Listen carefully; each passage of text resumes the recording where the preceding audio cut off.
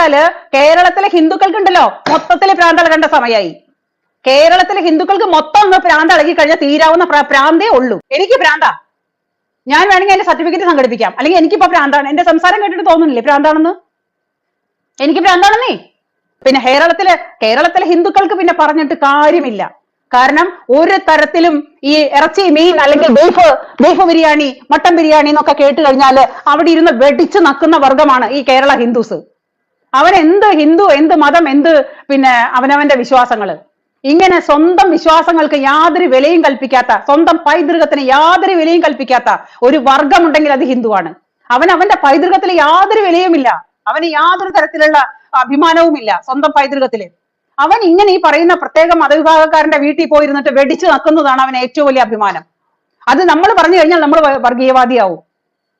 അവ പോയി ഈ വെടിച്ചു നക്കുന്നവർ നക്കിക്കോട്ടെ. ഈ 10 ദിവസവും 15 ദിവസവും കൊണ്ട് പുഴിപ്പിച്ചുണ്ടാക്കിയ ഇവന്റെ കുഴിമന്തി ബിരിയാണിയും, അതിന്റെ ആ പേര് തന്നെ കേൾക്കുമ്പോ എനിക്ക് അറപ്പാ തോന്നുന്നത്, ഛർദ്ദിക്കാനാ വരുന്നത്. പക്ഷെ എന്നാലിങ്ങനെ വെടിച്ചു നക്കാനായിട്ട് ഈ കുഴിമന്തി എന്നൊക്കെ കേട്ട് കഴിഞ്ഞിട്ടുണ്ടെങ്കിൽ ആക്രാന്തം പിടിച്ചിട്ട് ഓടുന്ന കുറെ വർഗ്ഗങ്ങളുണ്ട് നമ്മുടെ നാട്ടിൽ. അവനവന്റെ യാതൊരു കാര്യങ്ങൾക്കും ഒരു തരത്തിലുള്ള മൂല്യവും കൽപ്പിക്കാത്ത വേറൊരു മേധ്യാനിയായി മാറിയേക്കാണ് ഇന്നത്തെ ഹിന്ദു. അനന്ത ഹിന്ദു. അവനവന്റെ ക്ഷേത്രത്തിലോട് വിശ്വാസമില്ല, ഒരു ക്ഷേത്ര ആചാരങ്ങൾക്ക് വിശ്വാസമില്ല. ഏതെങ്കിലും ഇന്നത്തെ കാലത്ത് നിങ്ങളൊന്ന് ചിന്തിച്ചു നോക്കൂ, ഒരു നമ്മുടെ നാടിന്റെ ഉത്സവങ്ങൾ വന്നാല്, ദേശത്തെ ഉത്സവത്തിന്, ദേശത്തെ പൂരത്തിന്, ദേശത്തെ എന്തൊക്കെ വിശേഷങ്ങൾ വന്നാലും ഇറച്ചിയും മീനും ബീഫും മട്ടനും ഇല്ലാത്ത പിന്നെ സംഗതികളില്ല.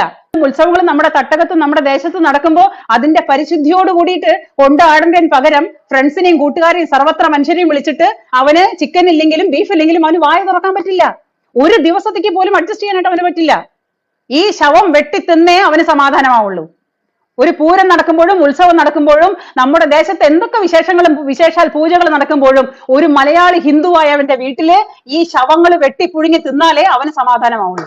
നെയ്യാറ്റിൻകര ഗോപൻ സ്വാമി സമാധി, അതൊക്കെ ഇപ്പം നമ്മൾ സോഷ്യൽ മീഡിയയിലൊക്കെ നല്ല രീതിയിൽ ചർച്ച ചെയ്തിരുന്ന കാര്യങ്ങളൊക്കെയാണ്. അപ്പോൾ ഈ നെയ്യാറ്റിൻകര ഗോപൻ സ്വാമിയുടെയൊക്കെ കല്ലറ പൊളിച്ച് പോസ്റ്റ്മോർട്ടമൊക്കെ ചെയ്ത് ഇപ്പോൾ അതിൻ്റെയൊക്കെ റിസൾട്ടൊക്കെ കാത്തുകൊണ്ടിരിക്കണം ഇപ്പം നമ്മൾ. അപ്പോൾ അങ്ങനെ വീണ്ടും പിന്നെ ആ സമാധി അതേപോലെ തന്നെ പഴയതുപോലെ തന്നെ കല്ലറയ്ക്ക് ആക്കിയിട്ടൊക്കെ അതിൻ്റെ പൂജയും കാര്യങ്ങളൊക്കെ ഇപ്പോൾ കഴിഞ്ഞതാണ്. പക്ഷേ ഇതെല്ലാം കഴിഞ്ഞതിന് ശേഷം ഈ ഒരു നമ്മളൊക്കെ പറയില്ല ചോറ് കഴിച്ചിട്ട് വറ്റ് എല്ലിൻ്റെ അടിയിൽ കയറിയിട്ടുള്ള നെകളിപ്പ് എന്നൊക്കെ പറയില്ലേ, അതേ ഒരു അവസ്ഥയാണ് ഈ ഒരു ഷൈനി എന്ന് പറയുന്ന ഈ ഒരു അമ്മച്ചിക്കുള്ളത്. പിന്നെ ഈ ഒരു നെയ്യാറ്റിൻകര ഗോപൻ സ്വാമിയുടെ സമാധി അതിലൂടെ സംസാരിച്ചിട്ട് നമ്മുടെ വയനാട് ദുരന്തമാണ് പിന്നെ ഇടയിൽ എടുത്തു പറഞ്ഞത്. അതിനുശേഷം പിന്നെ നമ്മളെ കുഴിമന്തിനെ കുറിച്ചിട്ടൊക്കെ കുറ്റം പറഞ്ഞിട്ടൊക്കെയാണ് ഈ ഒരു അമ്മച്ചി ഈ ഒരു സോഷ്യൽ മീഡിയയിൽ ഇങ്ങനെ ചർച്ച ചെയ്യുന്നത്. എന്താണ് ഈ ഒരു അമ്മച്ചിയുടെ പ്രശ്നം എന്നറിയില്ല. അതോ ഇന്നത്തെ ഗുളിക കുടിക്കാത്തത് കൊണ്ടാണോ, അതോ ഈ ഒരു ഷൈനി മധുസൂദന എന്ന് പറയുന്ന ആളുണ്ടല്ലോ, ഈ മധുസൂദന എന്ന് പറയുന്നത് ഇയാളുടെ ഭർത്താവാണോ അതോ ഇയാളുടെ അച്ഛനാണോ എന്നൊന്നും എനിക്കറിയില്ല. പക്ഷെ എന്താണേലും ഈ ഒരു മധുസൂദന എന്ന് പറയുന്ന ആൾക്ക് നട്ടലില്ല എന്നുള്ളത് നമുക്ക് ഈ ഒരു വ്യക്തിയുടെ സംസാരത്തിൽ നിന്നൊക്കെ നമുക്ക് മനസ്സിലാക്കാം. കാരണം ഇങ്ങനെയും വർഗീയത അതല്ലെങ്കിൽ ഇങ്ങനെയും വിഷം ചീറ്റിക്കൊണ്ടിരിക്കുന്ന ഒരു ചാണകപ്പുഴു, അത്ര ഉള്ള നമുക്ക് ഈ ഒരു ഷൈനി എന്ന് പറയുന്ന ഈ ഒരു വ്യക്തിനെ നമുക്ക് വിശേഷിപ്പിക്കാനുള്ളത്. കാരണം ഈ ഒരു സോഷ്യൽ മീഡിയയിൽ വന്നിട്ട് വെറും വർഗീയത മാത്രമേ പറയുള്ളൂ. അത് പ്രത്യേകിച്ച് മുസ്ലിങ്ങളുടെ നെഞ്ഞത്തേക്ക് മാത്രമാണ് ഈ ഒരു വ്യക്തി ഏത് സമയം സംസാരിച്ച് തുടർത്താറ്. അല്ല അവസാനം പറഞ്ഞ് ഈ മുസ്ലിങ്ങളെ നെഞ്ഞത്തേക്ക് തന്നെയാണ് ഈ ഷൈനി എന്ന് പറയുന്ന വ്യക്തി വരുന്നത്. കാരണം അറേബ്യൻ ഫുഡ്, അതില്ലെങ്കിൽ കുഴിമന്തി, അതില്ലെങ്കിൽ ചിക്കന്, മട്ടന്, ബീഫ് എന്നൊക്കെ പറഞ്ഞിട്ടൊക്കെയാണ് ഈ ഒരു വ്യക്തി ഈ ചർച്ചയിൽ പറയുന്നത്. ഈ ഒരു ഹിന്ദുക്കൾ ഈ ഒരു ഭക്ഷണം കഴിക്കണത്, അല്ലെങ്കിൽ കുഴിമന്തി കഴിക്കണത്, അല്ലെങ്കിൽ ഇറച്ചി കഴിക്കണതിനെ കുറിച്ചിട്ടൊക്കെ ഇങ്ങനെ തോരാതെ ഇങ്ങനെ സംസാരിക്കുന്നുണ്ട് ഈ അമ്മച്ചി. പിന്നെ ഇതൊക്കെ കഴിഞ്ഞതിന് ശേഷം ഇപ്പോൾ ഈ കല്ലറിനെ കുറിച്ചിട്ട് പറയണതും, അല്ലെങ്കിൽ ഈ കല്ലറ പൊളിക്കണെ കുറിച്ചിട്ട് പറയണതും, അതല്ലെങ്കിൽ നമ്മളെ മുഖ്യമന്ത്രിനെ കുറിച്ചിട്ട് പറയണതും, അതല്ലെങ്കിൽ നമ്മുടെ അവിടുത്തെ കളക്ടറെ കുറിച്ച് പറയണം. ഈ മുഖ്യമന്ത്രി പിണറായി വിജയൻ ഏതെങ്കിലും ഒരു ഖബറിടം പോയിട്ട് തോണ്ടേണ്ടി വന്നാൽ തോണ്ടുവോ? ബഹുമാനപ്പെട്ട മുഖ്യമന്ത്രിയോടും ബഹുമാനപ്പെട്ട കേരള പൗലോസിനോടും ബഹുമാനപ്പെട്ട ജില്ലാ കളക്ടറോടും ബഹുമാനപ്പെട്ട സബ് കളക്ടർ, RDO എല്ലാവരോടും കൂടിയിട്ടാണ് ഞാൻ ചോദിക്കുന്നത്. ഇത് ഏതെങ്കിലും ഒരു ഖബറിടമായിരുന്നെങ്കിൽ തോണ്ടാനായിട്ട് നിങ്ങൾ ഓർഡർ ഇടുവോ? ഒരു മനുഷ്യൻ അവിടെ സമാധിയായി, അത്രേ ഉള്ളൂ. അല്ലാതെ ലോകം ഫ്ലഡ് വരുമൊന്നുമല്ല, ഭൂകമ്പം വരുമല്ല. ഈ പറയുന്ന വയനാട് ഒരു നാട് മുഴുവൻ അലിച്ചു പോയിട്ടും ഇത്രയ്ക്കും പ്രശ്നം ഞാൻ കണ്ടില്ല. വയനാട് ഒരു നാട് മുഴുവൻ നേരം വെളുത്തപ്പോ കാണാനുണ്ടായിരുന്നില്ല. അവിടെ പോലും ഇത്രയ്ക്കും അധികം പോലീസ് ഫോഴ്സും ഇത്രയ്ക്കും അധികം ഉദ്യോഗസ്ഥന്മാരും ഉണ്ടായിരുന്നില്ല. അതിനേക്കാളും ഗംഭീരമായിരുന്നു ആ ഒരു ചെറിയ ഫാമിലിയുടെ കുടുംബത്ത് വന്നിട്ട് കാണിച്ചു കൂട്ടിയ കോപ്രായത്തരങ്ങള്. ഇതൊക്കെ കഴിഞ്ഞു. ആ സ്ലേവ് പൊട്ടിക്കരുതെന്ന് അവർ ചങ്ക് പൊട്ടി പറഞ്ഞു.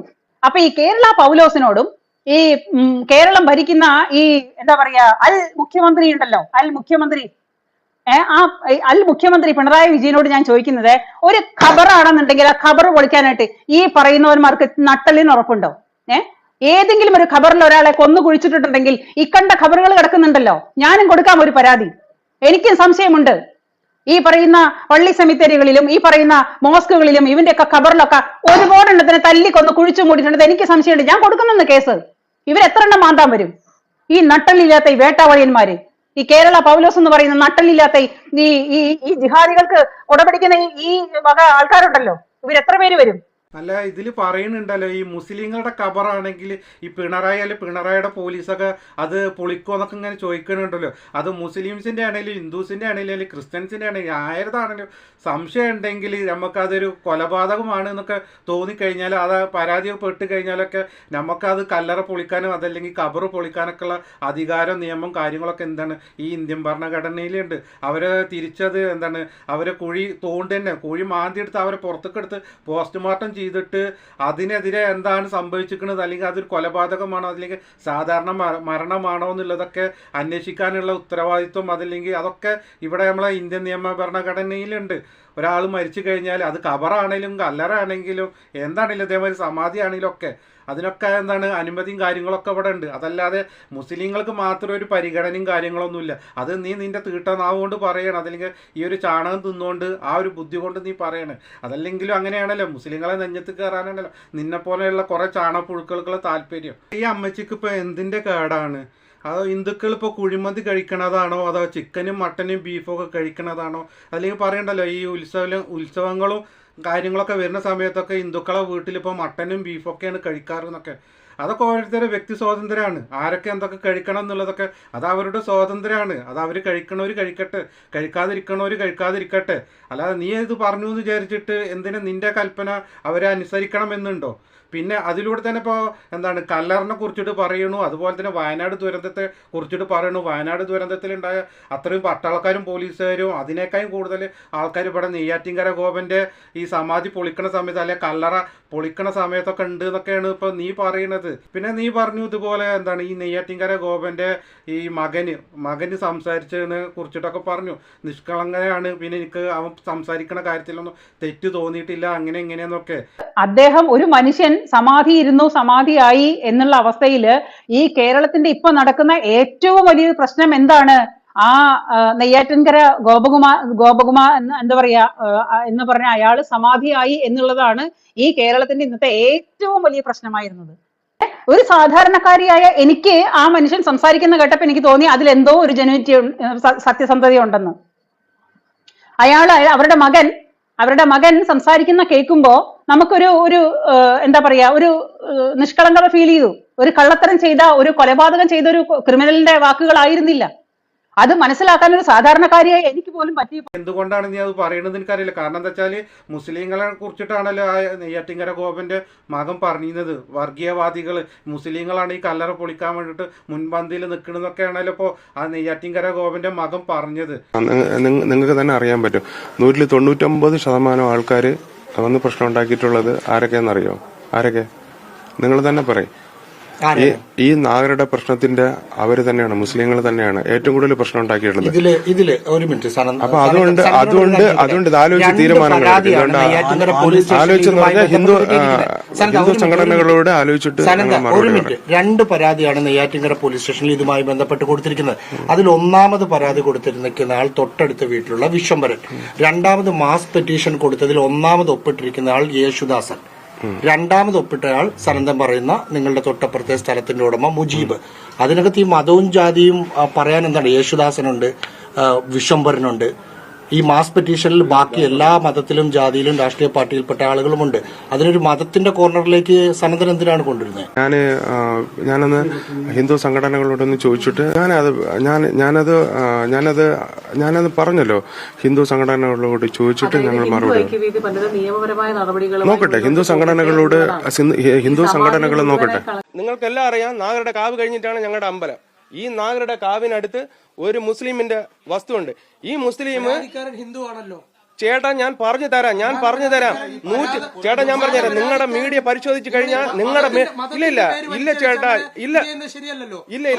ഇല്ല ഞാൻ സമ്മതിക്കൂല 100-ല് ചേട്ടാ ഞാൻ പറഞ്ഞുതരാം പ്ലീസ് നിങ്ങളൊരു കാര്യം ഒറ്റ കാര്യം, പ്രധാന പരാതിക്കാരനായ വിശ്വംഭരൻ മുസ്ലിമാണോ? നിങ്ങൾ മുസ്ലിം എന്ന് പറഞ്ഞുകൊണ്ട് പറഞ്ഞതാ, തിരിച്ചു വയ്ക്കാണ്. അയാൾ മുസ്ലിമാണോ? അങ്ങനെ പറയരുതല്ലോ. ഈ ഒരു മകന്റെ സംസാരം കേട്ടപ്പോഴാണ് നിനക്ക് നിഷ്കളങ്കത തോന്നിയത്, അല്ലെങ്കിൽ ജെന്യൂനിറ്റി ഉണ്ട് എന്നൊക്കെ തോന്നിയത്? ഈ മകൻ സംസാരിച്ചപ്പോൾ നല്ല ജെന്യൂനിറ്റി ആയിട്ടാണ് നിനക്ക് തോന്നിയത് എന്നൊക്കെ നീ പറഞ്ഞത്? അല്ല, നീ പറയും. കാരണം എന്താ വെച്ചാൽ ഈ മുസ്ലിങ്ങളെ നെഞ്ഞത്തേക്ക് കയറുന്നതാണല്ലോ അയാൾ പറഞ്ഞത്. അല്ലെങ്കിൽ മുസ്ലിങ്ങൾ വർഗീയവാദികളാണ്, അല്ലെങ്കിൽ മുസ്ലിങ്ങളാണ് ഈ ഒരു കല്ലറ പൊളിക്കാൻ വേണ്ടിയിട്ട് മുൻപന്തിയിൽ നിൽക്കണമെന്നൊക്കെയാണല്ലോ ഈ മകൻ പറഞ്ഞത്. അല്ല, അതിനെക്കുറിച്ചിട്ട് അയാൾ പിന്നെ എല്ലാം കഴിഞ്ഞതിന് ശേഷം അയാൾ മാപ്പും കാര്യങ്ങളൊക്കെ പറഞ്ഞിക്കണു.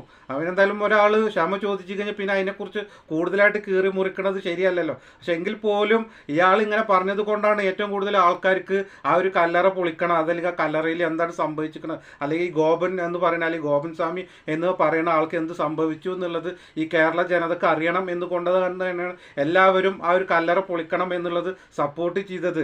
കാരണം അതെന്താണ്, അത് കൊലപാതകമാണോ, അതല്ലെങ്കിൽ സാധാരണ മരണമാണോ, അതല്ലെങ്കിൽ അയാൾ സമാധി ആയതാണോ എന്നൊക്കെ ഉള്ളത് ജനങ്ങൾക്ക് അറിയേണ്ട ഒരു ആവശ്യം ഉണ്ടായിരുന്നു. അതുകൊണ്ട് തന്നെ ആ നാട്ടിലുള്ള ആൾക്കാരാണ് എന്താണ് കംപ്ലൈന്റ് കൊടുത്തത്. അതിലിപ്പോൾ മുൻപന്തിയിൽ നിന്നത് മുസ്ലിംസ് എന്നല്ല, ഹിന്ദുസുകൾ തന്നെയാണ്. ഹിന്ദുസും ക്രിസ്ത്യൻസും മുസ്ലിംസും എല്ലാവരും പാടെ കൂടി തന്നെയാണ് എന്ത് നിൽക്കുന്നത് അവിടെ കംപ്ലൈന്റും പരാതിയും ഒക്കെ കൊടുത്തത്.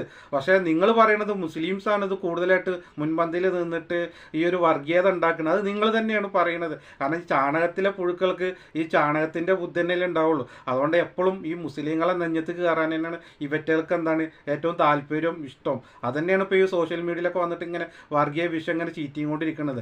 അപ്പോൾ ഞാൻ ഇപ്പോൾ പറഞ്ഞു വന്നത് എന്താ വെച്ചാൽ, ഈ ഒരു മധുസൂദൻ എന്ന് പറയുന്ന, ഈ ഷൈനി എന്ന് പറയുന്ന ആളുടെ ഭർത്താവാണ് ഈ മധുസൂദൻ. അത് നേരത്തെ പറഞ്ഞതുപോലെ അച്ഛനാണോ എന്ന് എനിക്കറിയില്ല. എന്തായാലും നിങ്ങളെ കയ്യിൽ എല്ലുണ്ടെങ്കിൽ ഈ ഒരു എന്താണ് ഈ ഷൈനി എന്ന് പറയുന്ന ആളെ ഒന്ന് പറഞ്ഞു മനസ്സിലാക്കി കൊടുക്കുക.